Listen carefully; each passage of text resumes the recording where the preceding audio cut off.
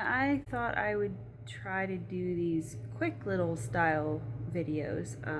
I'm sitting here in my room reading, and this book I'm reading is so damn weird that I was kind of inspired to do one of these videos where I just get like my initial in the moment reading, which is probably what I'll end up calling these videos, is like in the moment reactions.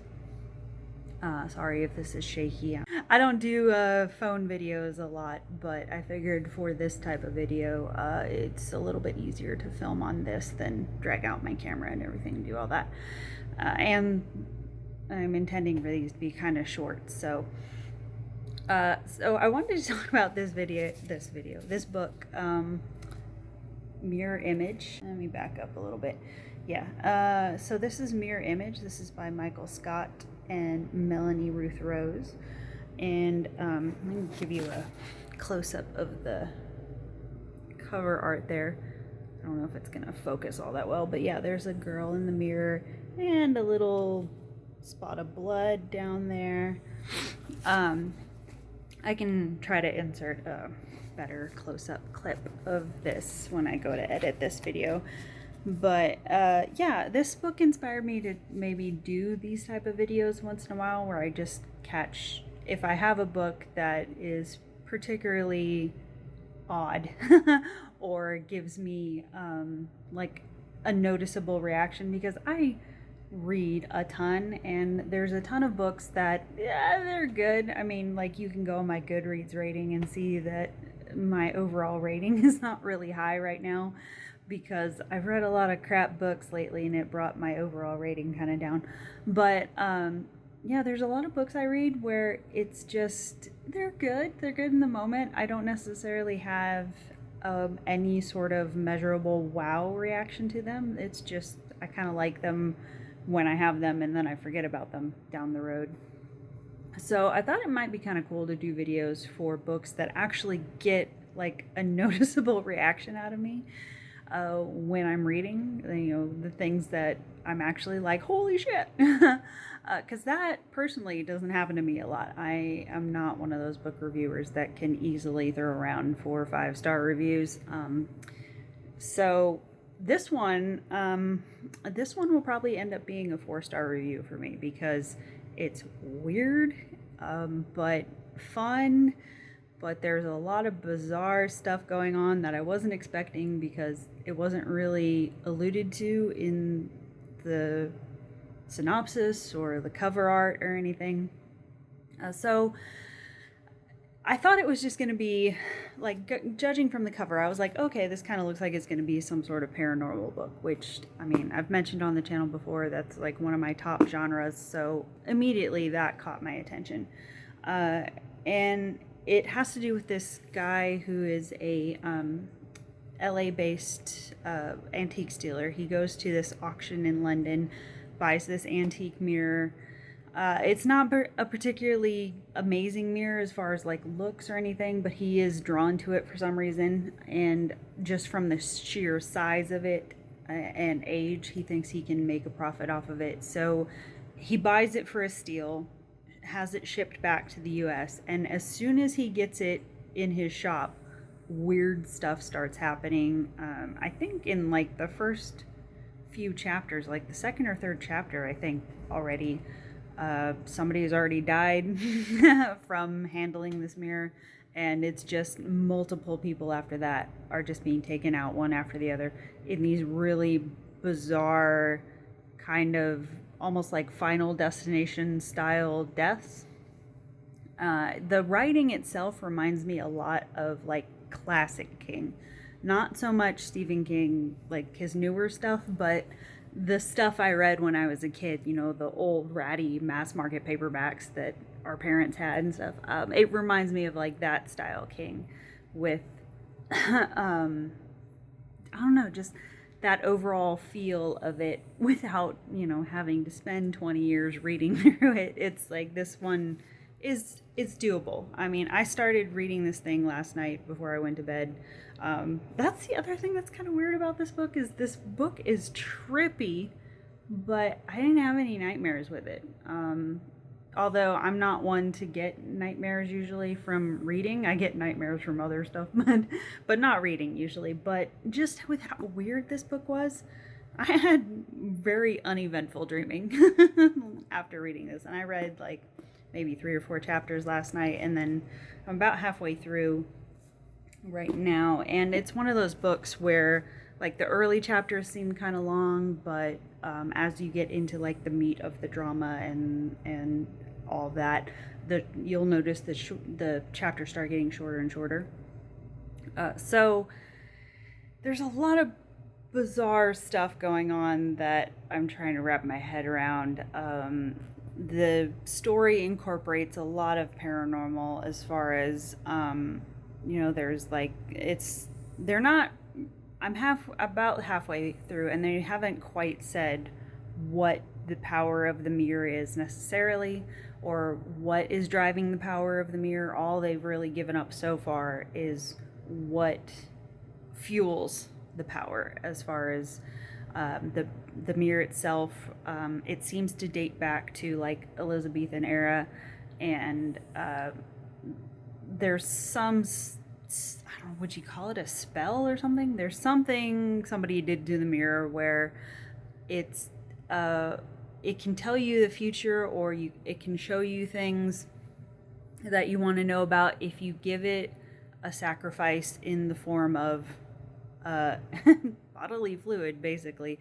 It says you can either do a blood sacrifice to it, you can give it semen, or it says it also feeds off of intense human emotion. If somebody is next to the mirror and they're either in horrific trauma, crying, something like that, or if they're orgasming next to the mirror, that can clear up, because they said when it's not in action, when somebody is not getting a prophecy or whatever, there is this film over it that cannot be washed off, or if you try to wash it off, it's going to be back the next day or within a few hours, and it's this weird goopy like tar like substance that dries. And anytime somebody gets, like I said, one of the bodily fluids or the strong emotion or anything near it, some of that stuff starts to chip off, and that's how you get to see the prophecy. So that's one of the things that tripped me out, is I was not, because they don't allude to the orgasming or the semen or anything like that in the synopsis. They do mention something about the possibility of blood sacrifices to it. But yeah, I was a little bit tripped out when it started getting into like a lot of sex. I'm not like disturbed by sex or anything in books. I mean, you guys see, like, we talk about romance novels on this channel, but it was just, it's one of those things where it's like, if you're not kind of expecting it to be in the book when you go in, it's a little bit of a shock when you get that much of it at once, when nobody gave you a warning, and you're like, oh, okay, it's gonna be that kind of book. So it's been definitely keeping my attention better than a lot of other things I've been reading lately, which I'm kind of surprised by, because I haven't picked up a horror book in a long time. I've read plenty of paranormal, but the level of horror that's in this book, I haven't, not that I've had anything against it, it just hasn't been on my rotation, I guess, for a while. But yeah, I would say if you're at all disturbed by graphic sex scenes, well, let me say this first. The sex that's in the book, it's not gratuitous. It is not put there for shock value. It does actually tie into the history and the legend that's written around the mirror. So there is that. If you're bothered by the sex scenes, or like just in general in reading, you don't like doing that, that might be something to note before you go into this, because it does happen. It is mentioned, but like I said, it does play into the legend of the mirror and the curse or whatever is around it. And also, there, early on in the book, I'm sorry to say, there is a traumatic death to a dog that I wasn't really happy about. But it's, you know, it's a horror book, so sometimes that stuff gets written in. Just one of those readers. It's like I can read horror books and handle like things happening to people, but I'm still like, if something happens to the dog, I'm still pissed.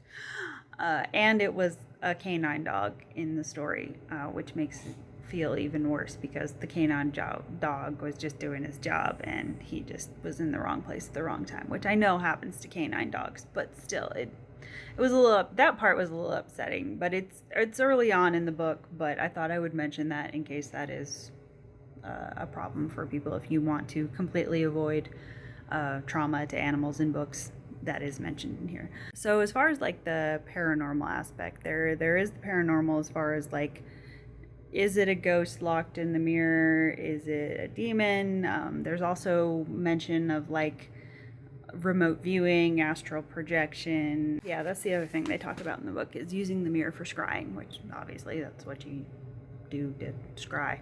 Scry? Is that the word? To scry? I don't know. I've only heard it in the term scrying, but yeah. If you're practicing scrying, let's say, obviously you need a mirror. So that is brought up in the story as well. So yeah, it's a bizarre one. I don't know that I will be doing an actual like full-on video review of this. I'll do a written review and probably link it down below beneath this video. But yeah, this was an initial thing. What the fuck? It's weird. It is weird. But I saw on the cover of this, I knew I recognized Michael Scott's name from something. It just sounded familiar. And then on here it says he's the best-selling author of The Alchemist. Is that going to show up? Of The Alchemist. Okay, there it is. So yeah, it makes me kind of curious. I have heard of that book. I haven't read it, I don't think. I feel like there's a number of books that have The Alchemist thing in their titles. I don't think I've read that one, but I'll have to look it up now because this one has definitely caught my attention. I don't know that it'll be like a keeper one on my shelf. I don't know. It depends on how it ends, I guess, if it's worth revisiting. But I'm definitely enjoying the experience in the moment right now. But yeah, all of the bizarre sex scenes are really what's kind of throwing me, because it's like, I know I said it played into the mirror, but it's still like the situations are weird of how they happen. Circumstances, I guess. And there's one character, poor girl, she's having like a really nice night with like a really great sex dream that she's really enjoying, and then she finds herself the unintentional participant in necrophilia, which, I mean, we all get in those situations, I guess, where we get more than we signed up for. But mine have never really ventured into that territory, but I felt bad for her because, then she felt really bad about enjoying it and freaked out naturally. So yeah, good nod to classic horror, paranormal horror, I would say. Definitely recommend it if that's your bag. And yeah, that's all I have for this one. So we'll try another one of these down the road when I have another book that stirs my emotions. Hey guys, so I wasn't really gonna do like a full-on review for this book, but I figured I would go ahead and tag on my closing thoughts, since I've now finished this book and I just finished writing the write-up for it, the written review for it. And a lot of times when I write reviews, naturally out of curiosity, I'll go back and see what other reviewers have put on it. And I figured while I was reading this, looking at the material and how dark it got and how weird and graphic and everything, I was like, oh, this one's gonna be ranked low. And sure enough, when I started looking around on the different, main sites for reviews as far as like Amazon and Goodreads and stuff. Yeah, when it comes to this particular book, there are a lot of pearl clutchers out there. I saw a lot that said, oh my God, the gratuitous sex. And what did I say, you guys? The sex in this book, it is graphic at times. It is gross. In my written review, I said there's a few instances where it's a little rapey. There's some scenes that incorporate when one of the characters goes really dark, he starts going out and looking for victims to give to the mirror, and he starts targeting isolated prostitutes because he figures that will be the type of woman that won't be missed. So there are some scenes in the book that involve pretty gruesome endings for some prostitutes. But as far as, like I mentioned before, as far as the sex, it is not gratuitous in this story. Just because sex is graphic in a book, it's not gratuitous. Just being graphic by itself does not make it gratuitous. Gratuitous means it doesn't have any purpose in the story other than to be for shock value. And in this particular story, that is not the case. It is explained numerous times in the story that with this particular mirror, it has some sort of possession, something about it. I don't know if it's a curse, it's a spell. The entire origin story of the mirror is left a little bit vague. So it's not quite clear who did this to the mirror, but it's said multiple times that the way the mirror works is somebody has to give it either some dose of strong human emotion. So you have to get somebody that is either really angry, incredibly like suicidally depressed, or on the brink of orgasm near the mirror. If you don't want to do a blood sacrifice, or it works, so it'll work off of strong human emotion, or it will work off of bodily fluid in the form of blood, semen, or sweat. That is explained multiple times in the story. So the sex scenes, while yes, they are graphic, they are not technically gratuitous. And so, I don't know, I feel like I thought the writing was pretty good. I didn't give it 5 stars in the end because there are some parts of the stories, multiple stories. There are some parts of the story that could use a little tightening. There are some sort of like side stories going on that I don't feel like they were connected as well as they could have been with the main story. There were some scenes that brought in these additional characters that weren't really explained, and so there were some in there that I'm like, okay, why are they here? They just kind of felt like party crashers in the story. I got kind of down the road, I got why they were put in there, but I had to think about it a little bit and like attach details that were mentioned before. So but I had to like think way back and put things together in my mind, which I don't mind doing, but I'm just saying like those scenes, just as one example, I can think probably could have been worked out a little bit more succinctly than the way they were presented. That for me was one of the problems. But as far as like it just being, I've read books where it's just gross and it's clearly just for shock value and the writing isn't even that good. At least in this case, like the writing here was pretty good. It was decent. I kept reading. I spent a good part of a day burning through this book because as weird as it was, I had to see where this was going. And that was one of the big things where I was like, yeah, I have to talk about this book a little bit because I don't have that reaction to things very much when I'm reading. So yeah, I just wanted to put this little clip at the end of that and get my thoughts out on that, but end on saying just for the fairness of the book, if you are a highly sensitive reader, and I'm not knocking you if you are, I know there are plenty of people that just prefer not to experience high violence content, high sexual content, any of that in their reading. They just want good, clean stories, happy stories. I don't judge people for wanting those things in their reading experience. My mom was like that. My husband is like that.